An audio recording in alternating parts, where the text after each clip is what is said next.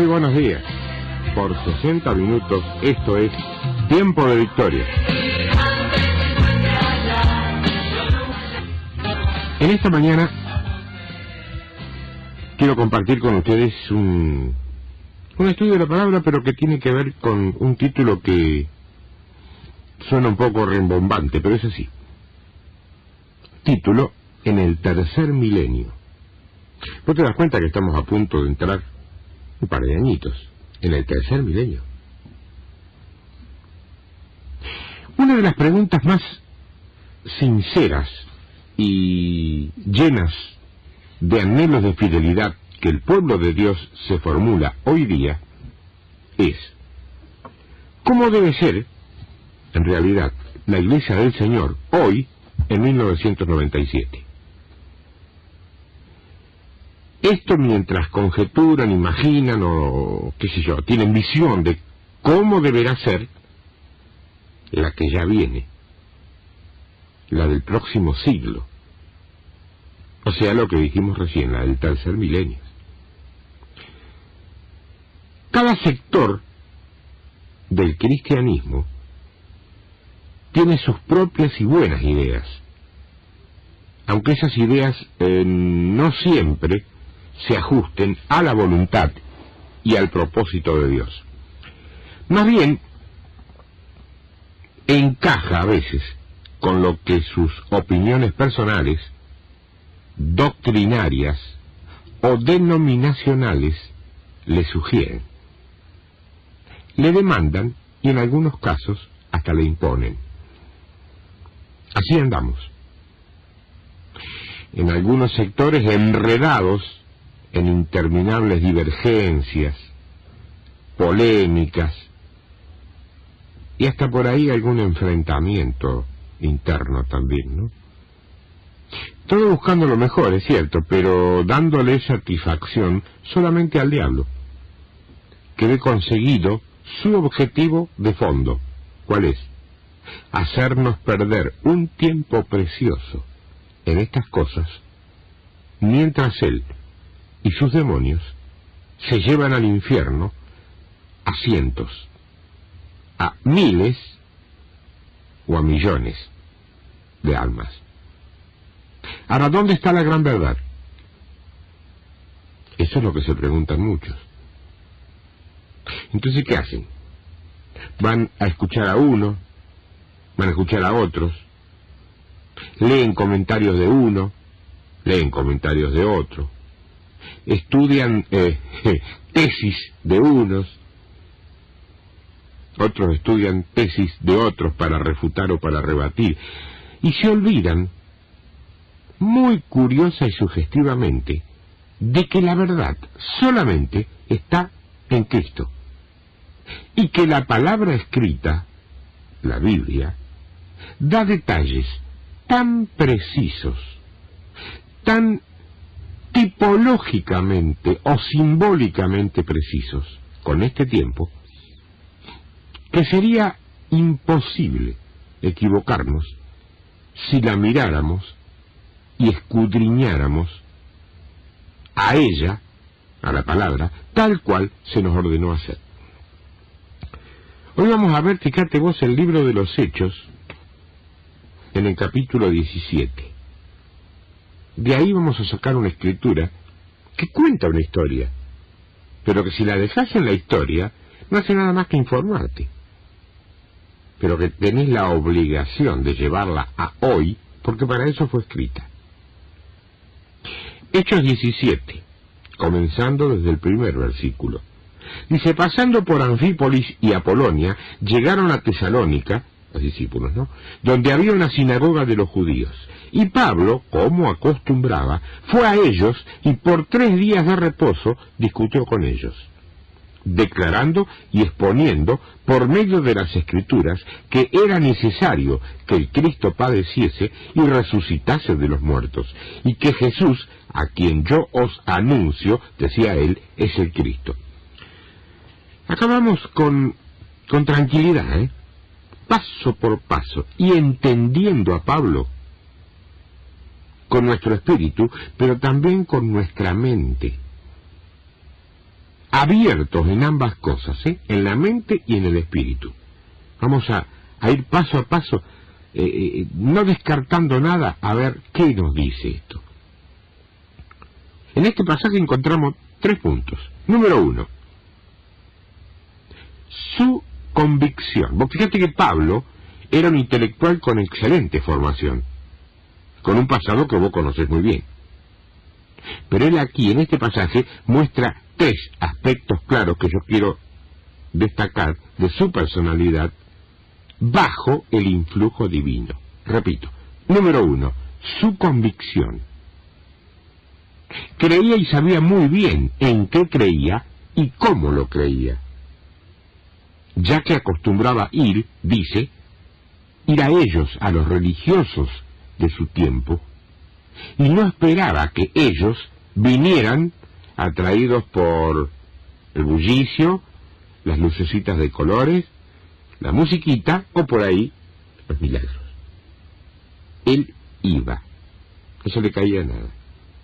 Número 2, los confrontó, discutió con ellos, dice la palabra, por 3 días de reposo. Si pensamos que el día de reposo era el sábado, le dedicó 3 semanas a esta actividad. Eso habla de una irrestricta seguridad en su doctrina y de una perseverancia que iba más allá de los rechazos, de los denuestos y de los repudios que pudiera haber recibido. Vos fíjate una cosa, vos tenés que hablarle de Cristo al que no lo conoce. Cuando le hablas, amén, gloria a Dios, pero cuando no le hablas a alguien, ¿por qué es? Y no me da posibilidad, las condiciones no se dan. Eso puede ser, en un 40%. Me queda un 60%. ¿Con qué llenamos el 60%? Te pregunto, ¿vos tenés irrestricta seguridad de tu doctrina? Tempranito nomás, ya te estoy molestando, pero decime, cuando vos no hablas de Cristo, ¿es porque no se te dan margen, porque no se dan las condiciones, o porque ese día vos no estás muy seguro de lo que tenés que hablar? Importante, ¿eh? Y número 3, Pablo declaró y expuso, dice la palabra, por medio de las Escrituras. Ojo que declarar es una cosa, y exponer es otra. Hoy sobreabundan los expositores. La Biblia está al alcance de cualquiera. Y exponer sobre sus textos, desde una óptica social, histórica, arqueológica, y hasta de cierto contenido teológico conceptual, no es un trabajo tan difícil o tan complejo como para que no pueda hacerse.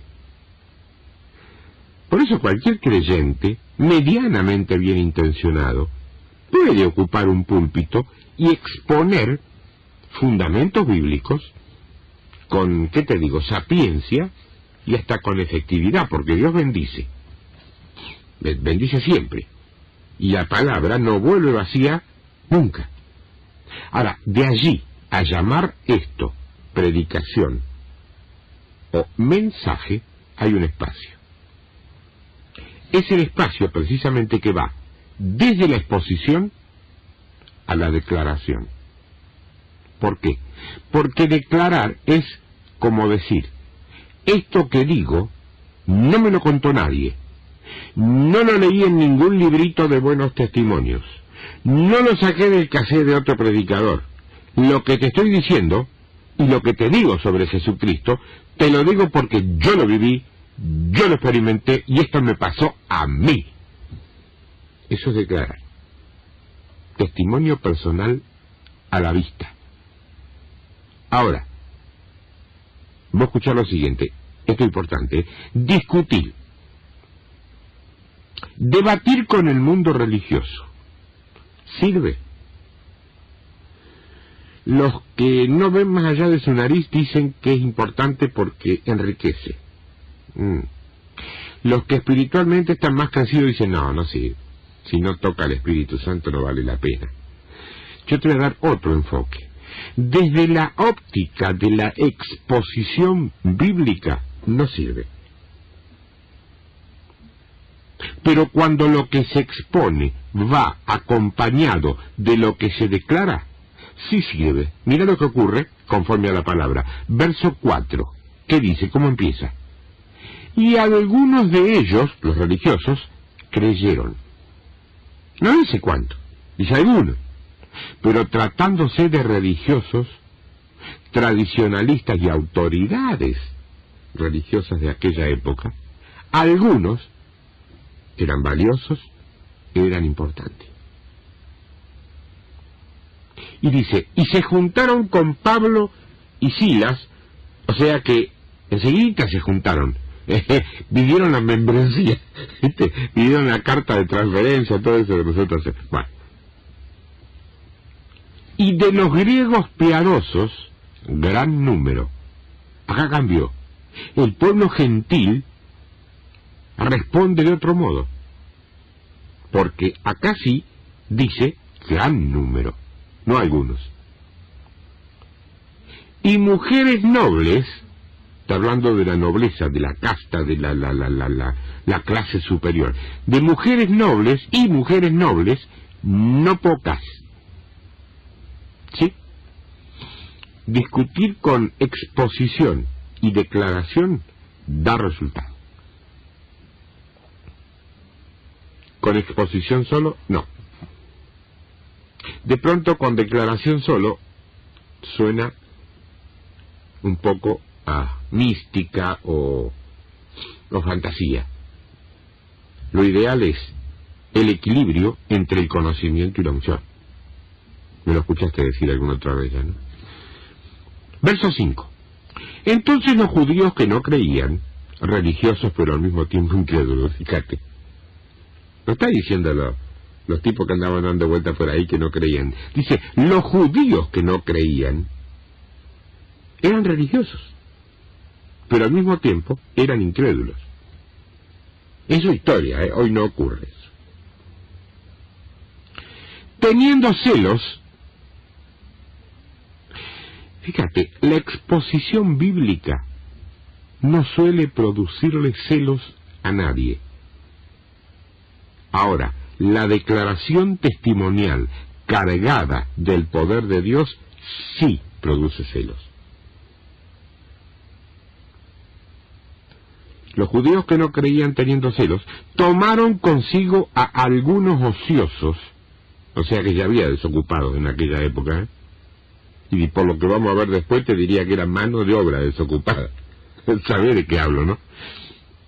Porque dice que eran hombres malos, y juntando una turba, alborotaron la ciudad, y asaltando la casa de Jasón, procuraban sacarlo al pueblo. Pues fíjate que la actitud de los religiosos, en ese momento, fue, y sigue siendo, mitad subversiva, y mitad delictiva. Fíjate de paso, a consecuencia de qué se daba esto. Verso 6. Pero no hallándolos, trajeron a Jasón y a algunos hermanos ante la autoridad de la ciudad, gritando, estos que trastornan el mundo entero también han venido acá. Aquí fíjate que hay dos cosas bien claritas. La primera es que cuando la clase religiosa se ve impotente para frenar lo que considera molesto, lo que considera fastidioso o contrario a sus costumbres o a sus tradiciones, suelen acudir a las autoridades seculares, a los funcionarios políticos. Y lo otro que vemos es que hay una palabra profética insertada casi sin proponérselo aquí. Dice, trastornan el mundo. En realidad la zona donde sucedían los hechos era amplia, pero no era el mundo entero. Mundo que ni siquiera ellos terminaban por conocer en toda su dimensión. Estaban exagerando. o simplemente fue una palabra profética. El Evangelio está destinado a trastornar el mundo entero, hermano. Ahí está la cosa. A trastornar la idea preconcebida, ese orden monolítico. ¿Hasta qué extremo seguiría el deseo de sacarlo de esa tarea a Pablo y Silas? Verso 7. A los cuales Jasón ha recibido. Acá la ligó el pobre Jasón, que solamente era el dueño de casa. ¿Se parecerá acaso en algo a la actualidad? Vos, hermano siervo, pastor que me estás escuchando, porque te hiciste un hueco en tu tiempo, porque dio la casualidad en esta mañana, porque te agarró una gripe que te dejó en cama. Pues si no, un pastor a esta hora escuchando radio es muy difícil, tiene mucha tarea para hacer. Pero vos, siervo, vos pastor que me estás escuchando esta mañana, cuando invitaste a ese siervo que vino a tu congregación y te predicó una palabra dura, pero palabra, ¿te aplaudió tu gente? No te aplaudió la cara porque no te tuvo a tiro. Es un poco lo que le pasó a Jasón, ¿viste? Vos le das albergue a un hombre de Dios y tenés oposición.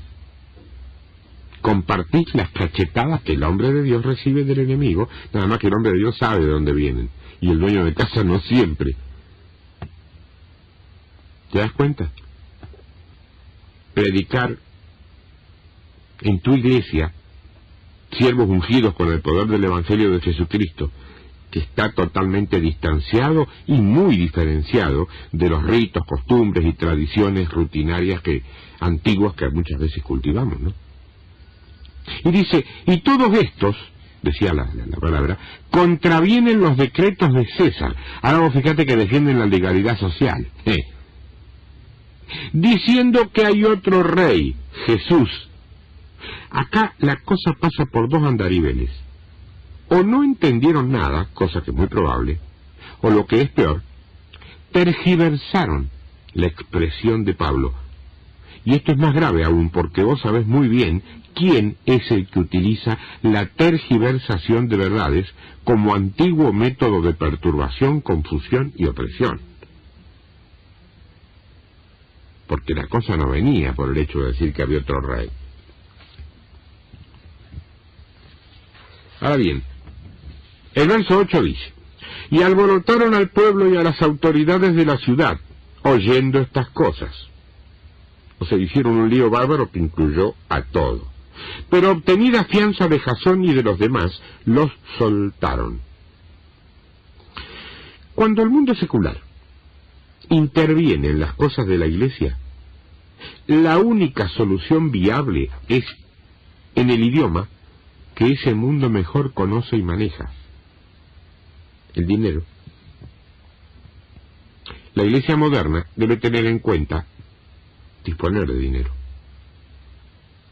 no como un Dios supletorio, ni como mecanismo de influencia o de poder, sino para salir de pequeños o grandes inconvenientes que a veces podemos llegar a tener en el marco de esta sociedad en la que fuimos colocados. Una iglesia pobre y miserable, no es ni puede ser reflejo de la persona de nuestro Dios.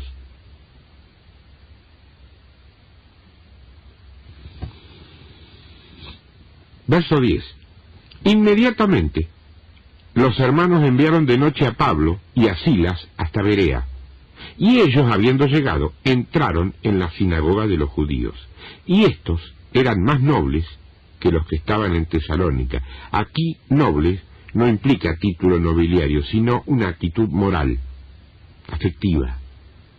Pues recibieron la palabra con toda solicitud, escudriñando cada día las Escrituras para ver si estas cosas eran así. Acá quedan claramente expuestas dos posiciones que ya se observaban en la iglesia primitiva y que hoy continúan en plena vigencia, Lo que deja ver que no se trata de cuestiones nacionales, históricas o de idiosincrasia. No se trata de Israel y los judíos. Las mentalidades abiertas se atreven a recibir todo. Obedecen el mandato de escudriñar, o sea, investigar, y finalmente acceden a la luz de la revelación, ya sea para confirmar como para desestimar. Las mentalidades cerradas, en cambio, no aceptan recibir nada nuevo.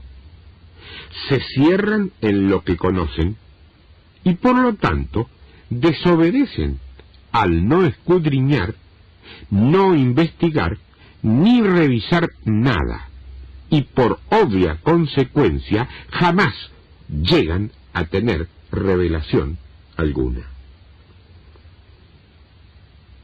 Así pueden perderse la bendición del alimento fresco, nutritivo y maduro, o, por el contrario, pueden vivir durante años terca y obstinadamente en el error o en el infantilismo espiritual. Lo mismo que es para un creyente, que tiene que ser lo primero en un buen creyente, es tener nobleza en su corazón y solicitud en su actitud. ¿Te das cuenta de lo que estoy hablando?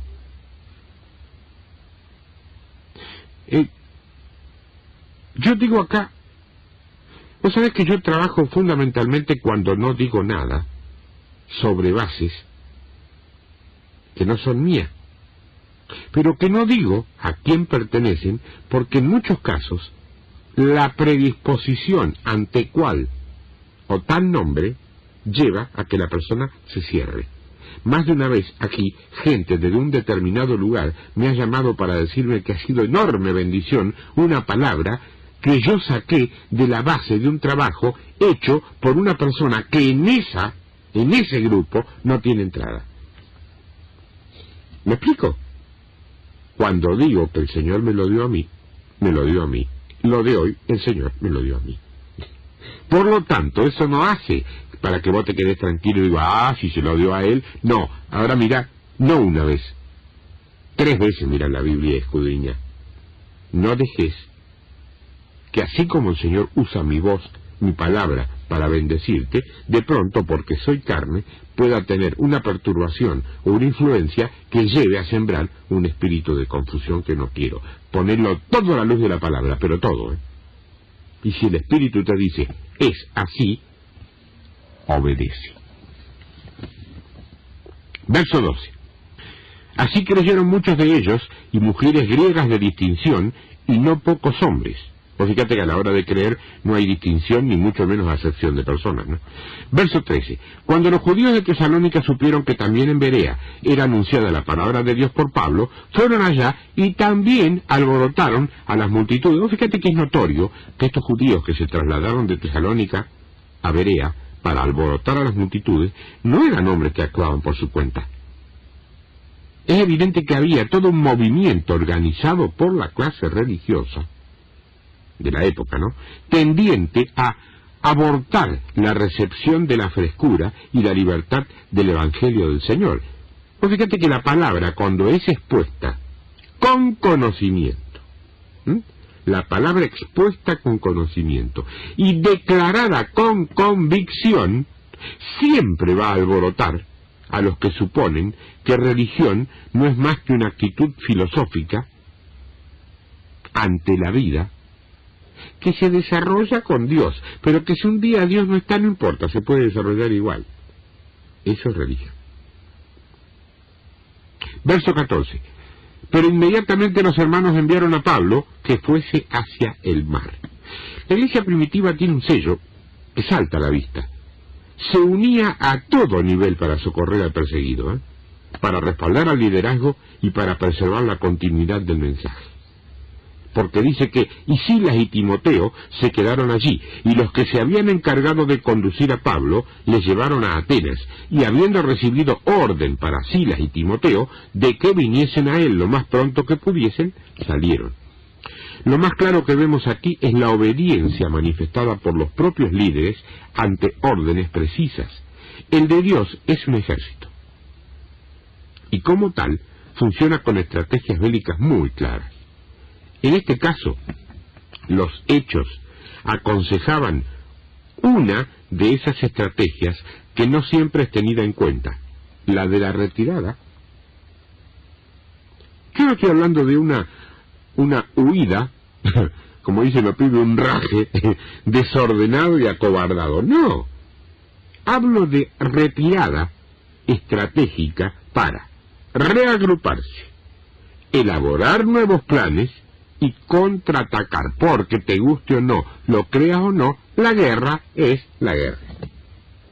Y tiene pautas y reglas muy precisas. Verso 16. Mientras Pablo los esperaba en Atenas, su espíritu se enardecía viendo la ciudad entregada a la idolatría. Así que discutía con los judíos y piadosos, y en la plaza, cada día, con los que concurrían. Fíjate que en principio la espera de Pablo no era precisamente apoltronada en una seguridad personal, ni tampoco era tranquila, ni tampoco era sosegada. Donde dice que su espíritu se enardecía por la idolatría imperante, esa palabra, espíritu, está escrita con minúscula, por lo que se entiende que era su espíritu humano el que no podía tolerar la idolatría. Y esto llama la atención porque en lo humano, Pablo, que antes fue Saulo, era un idólatra de su doctrina. La diferencia está en el capítulo 9, donde vemos que Pablo fue lleno del Espíritu Santo. Es el Espíritu de Dios morando en el Espíritu de Pablo el que sufre y se desespera ante la idolatría. Y su convicción, su guía y su poder, el que conduce al apóstol a confrontar, a discutir y a contender con la clase religiosa del lugar. Ahora yo te pregunto, tu ciudad Rosario, Villa Gobernador Gálvez, Capitán Bermúdez, San Lorenzo, Río Grande, Río Gallegos, Suaía, tu ciudad no está entregada a la idolatría. Hermano, no me di cuenta como no te diste cuenta. ¿No se enardeció tu espíritu a causa de la idolatría de ellos? Pero es que el mundo, no estoy hablando del mundo, estoy hablando de la clase religiosa. El mundo es idólatra por ignorancia. La clase religiosa es idólatra por desobediencia y rebeldía.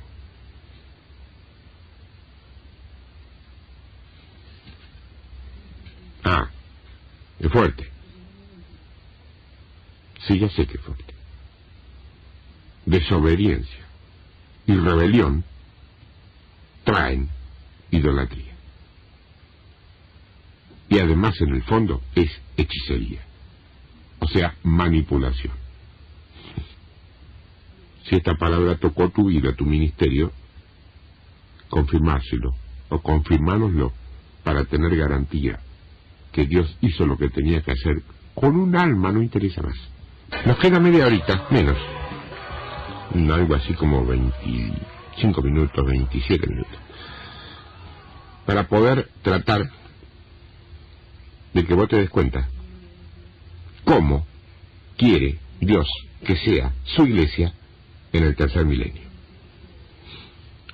Estábamos viendo el capítulo 17 del libro de los Hechos. Acompáñame a leer el verso 18. Dice así: y algunos filósofos de los epicúreos y de los estoicos disputaban con él, con Pablo, y unos decían: ¿qué querrá decir este palabrero?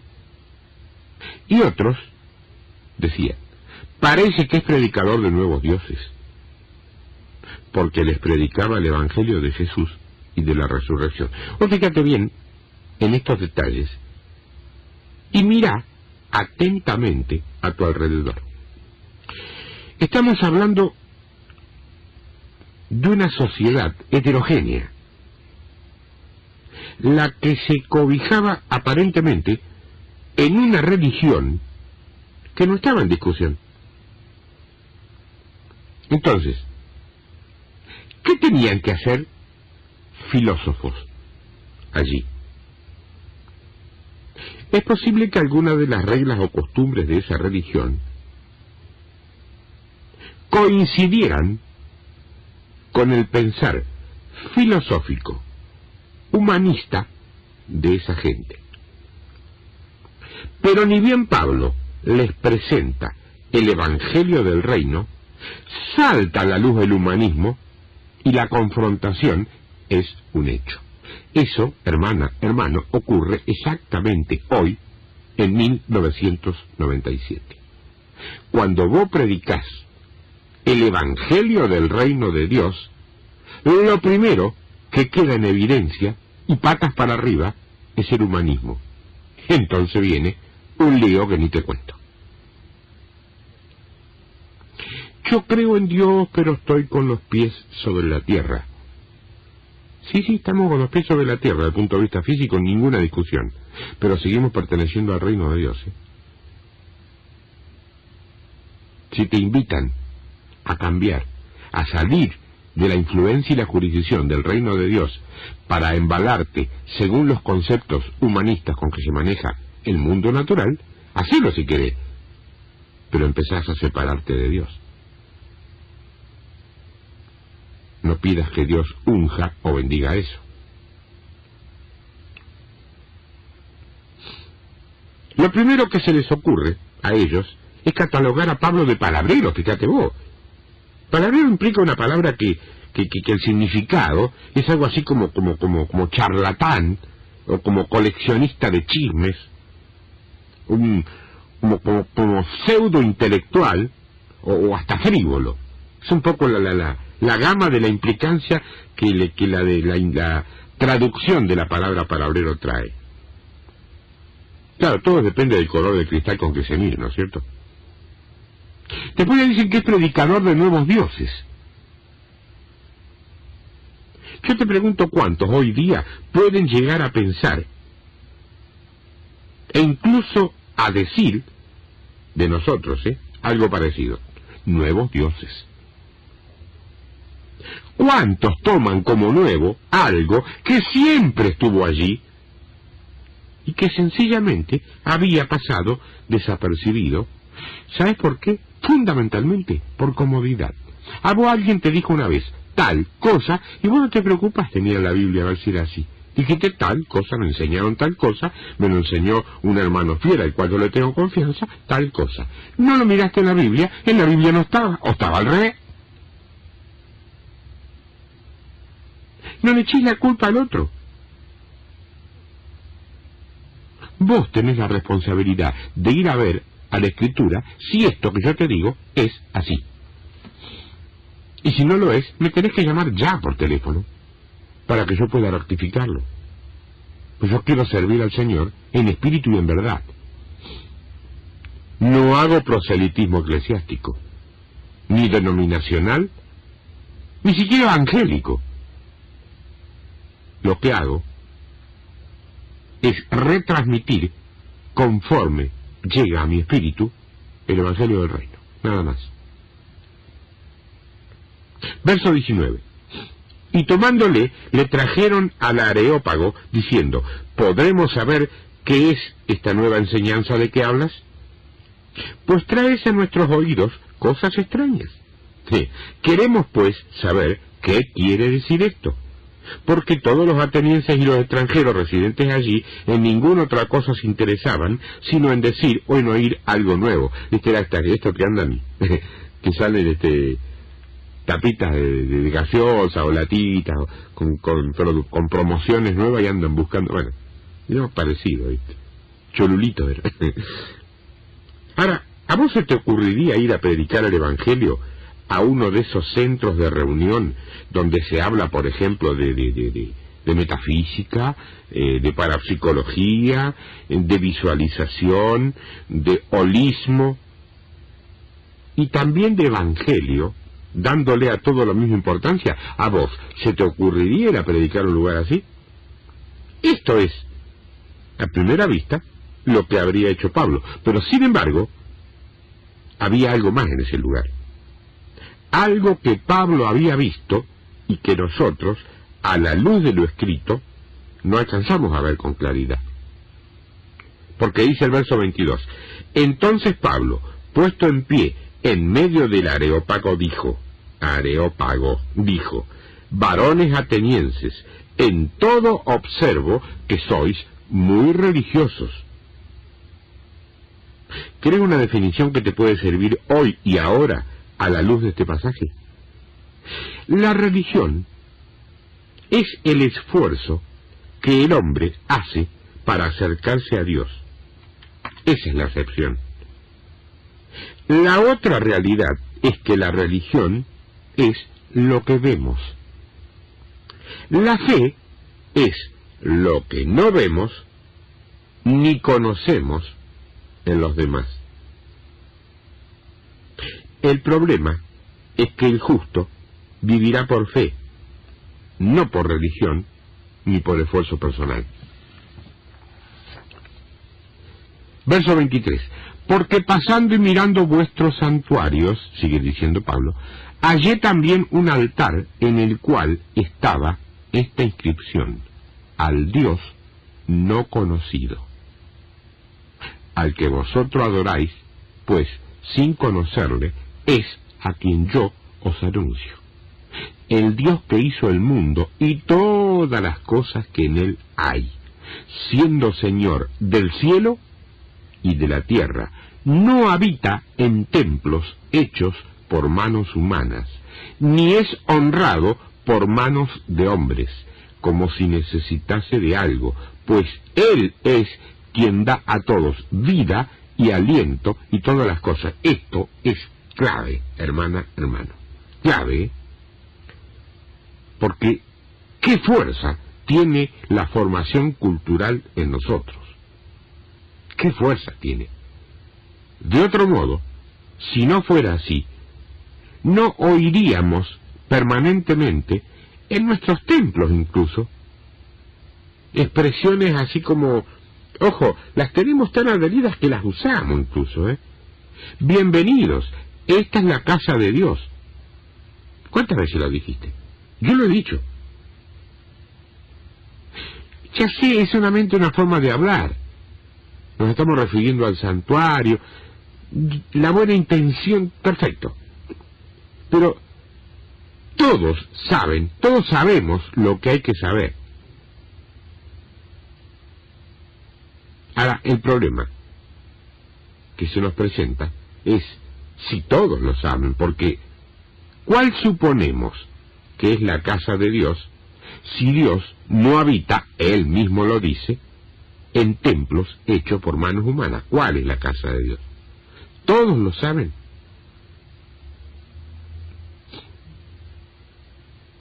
Termino de decirte que religión es el esfuerzo del hombre por acercarse a Dios. ¿Eso es malo?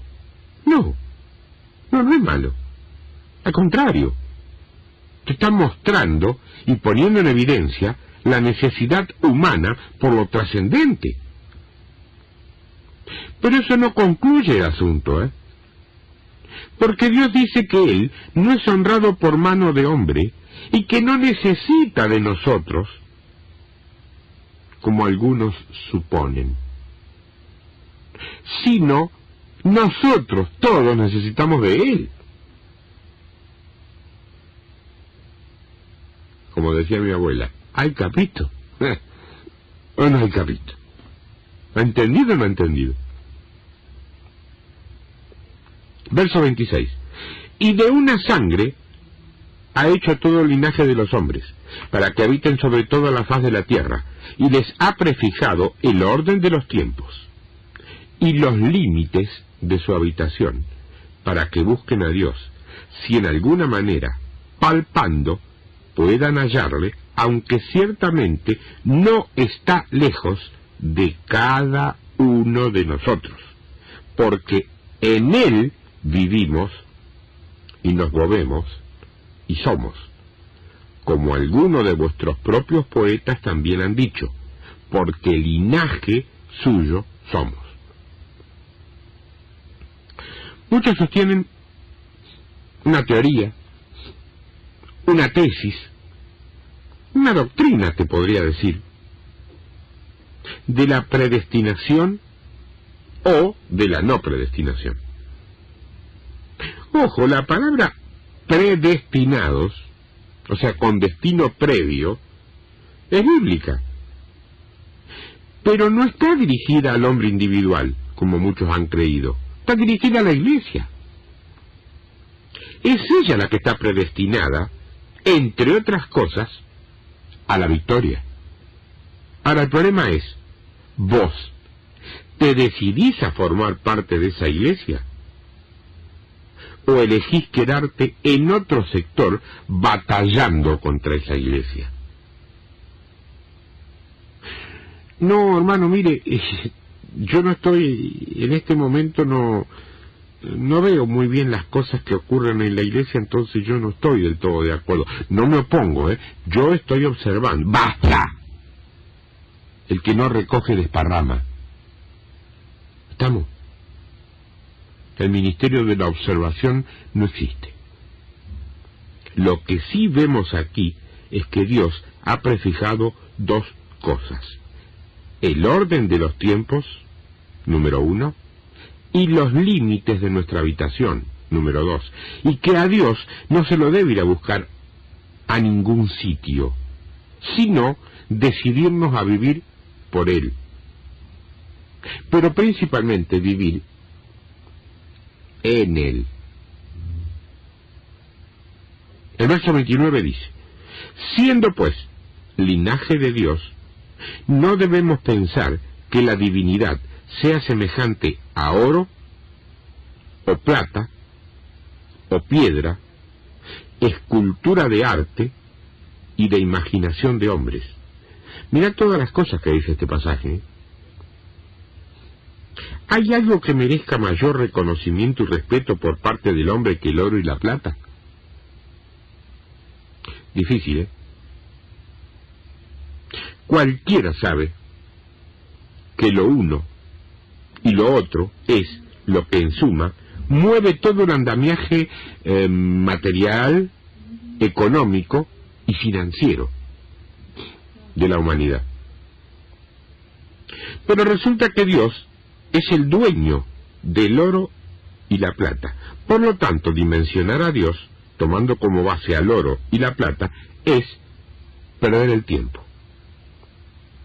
Él está por encima de todo eso, largamente por encima. Cuando habla de piedra, habla de la estatua, del ídolo inanimado que muchísima gente todavía necesita desesperadamente, porque sin algo visible le es imposible adorar a Dios. Hay una leve sutileza que de pronto no ha visto. Cuando necesitas algo visible para adorar a Dios, la intención es buena, es de Dios, pero el resultado está tergiversado porque vos terminás adorando algo visible, no a Dios.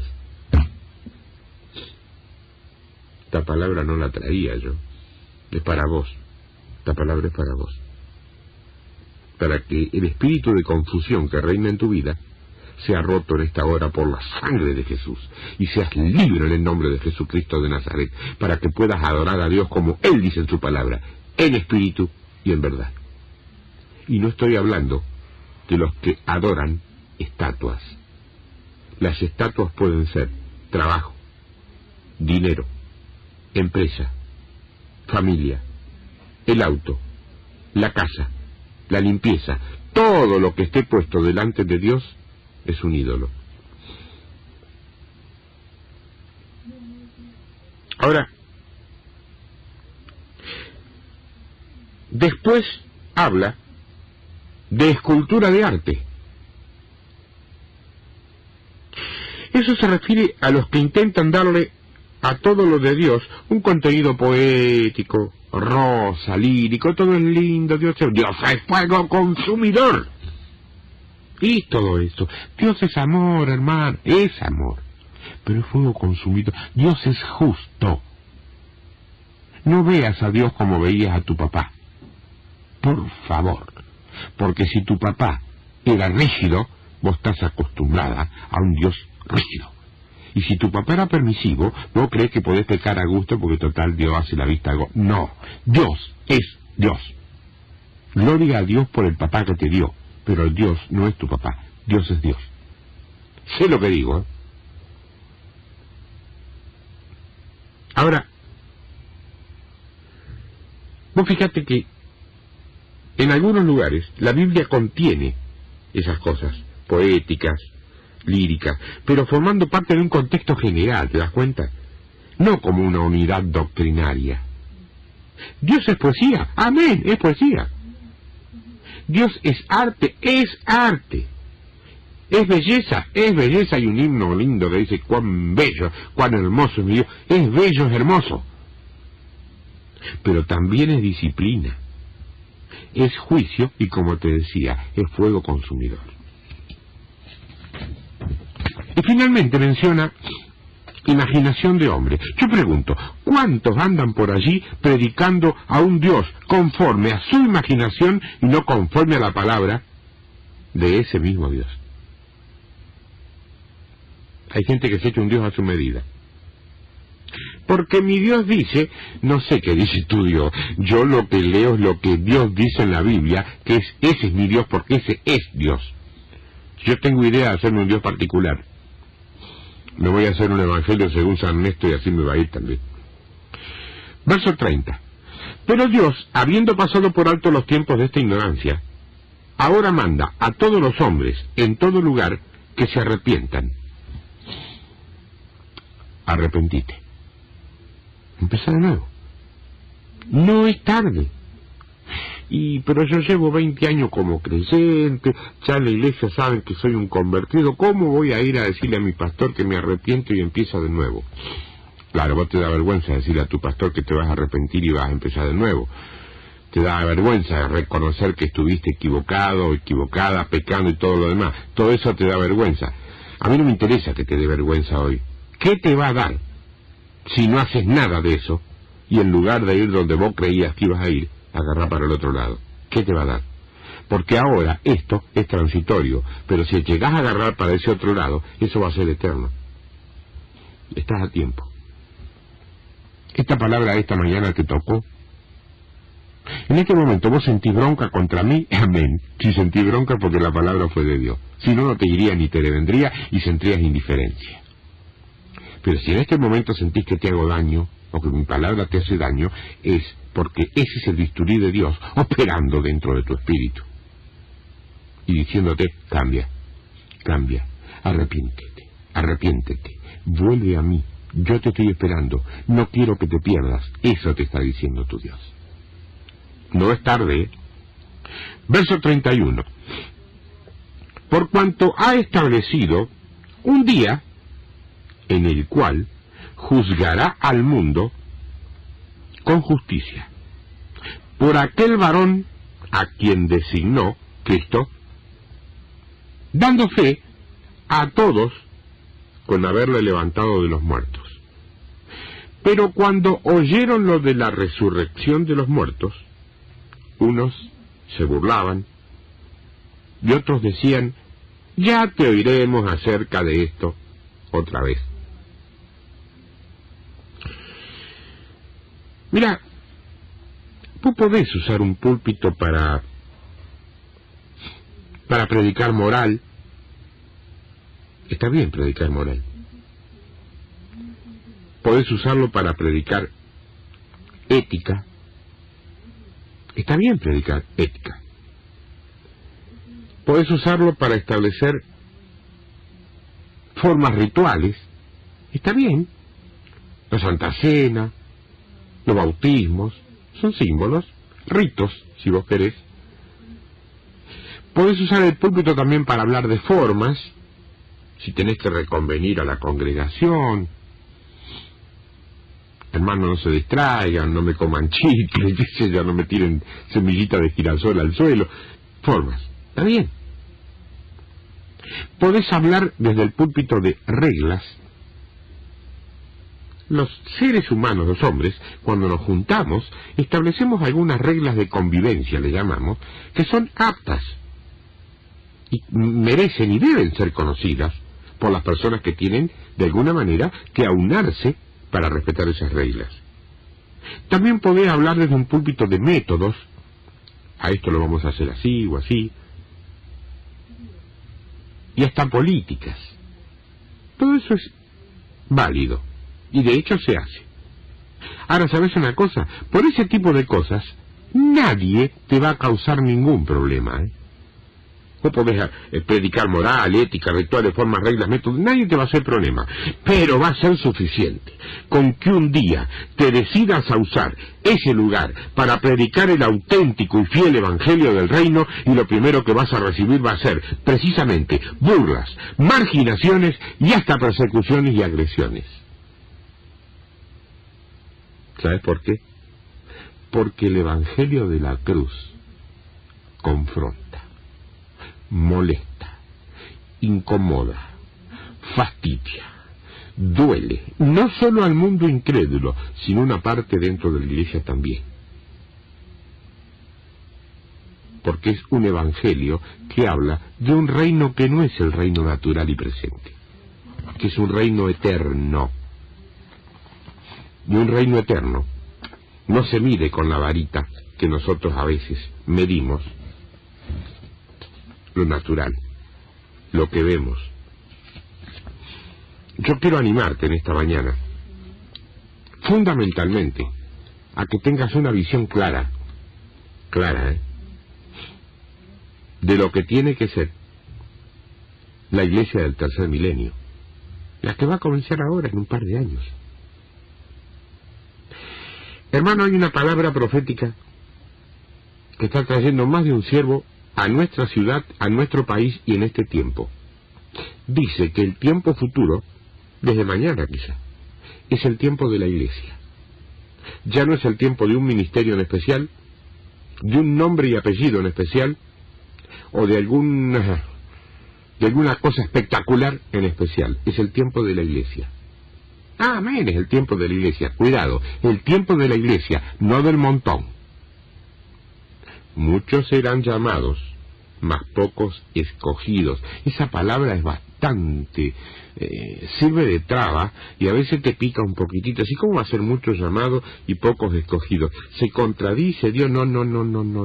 Nosotros tenemos la tendencia de tomar como iglesia al montón. Dios conoce el corazón de cada uno de los que estamos allí. Y Él, cuando dice iglesia, es iglesia. No es montón.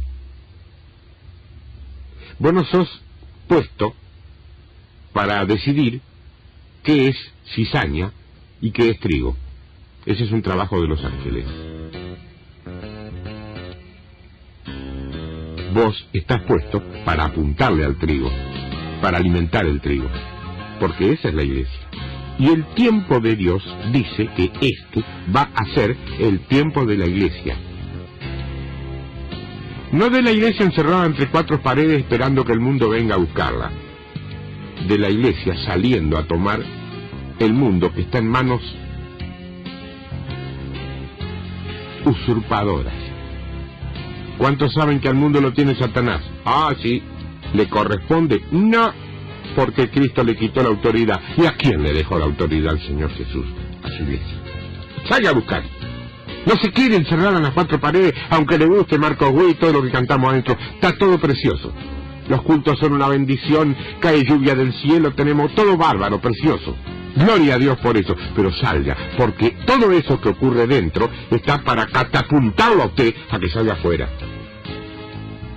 No se olvide que hay una palabra que dice, esta palabra será predicada hasta el último confín de la tierra, y entonces, recién entonces, vendrá el fin. ¿Lo vas a hacer? Formas parte de la iglesia del tercer milenio. Tengo mis dudas, mi opinión es otra, a mí no me interesa lo que opinas y a vos tampoco, y a Dios tampoco. A mí no me interesa lo que opinas vos, y a Dios tampoco. Dios ya opinó, y lo dejó escrito. Y yo lo creo, y dentro de la pobreza de mi cuerpo carnal, trato de obedecerlo, punto. No le agreguemos nada más. Dios te bendiga. Dios te bendiga mucho. Sé que te tocó, No te quedes callado. Compartilo. Reconocelo. Reconocelo delante de tu Señor. Eso es lo que juega. Eso es lo que vale. ¿Querés llegar a un tiempo de victoria? No está la victoria todavía, El programa se llama Tiempo de Victoria, pero no quiere decir que tenemos. La tenemos de hacer. Desde que Cristo estuvo en la cruz la tenemos. Hay que efectivizarla ya. ¿Y quién lo hace? La iglesia. Ah, el pastor, no, el pastor no, la iglesia, sos vos la iglesia. Es el pastor, pero sos vos. Dios te bendiga, te guarde, te cuide, te aliente, te fortifique y te lleve hasta el último confín de la tierra. Amén. Dios te bendiga, un beso, hasta el sábado que viene, chao.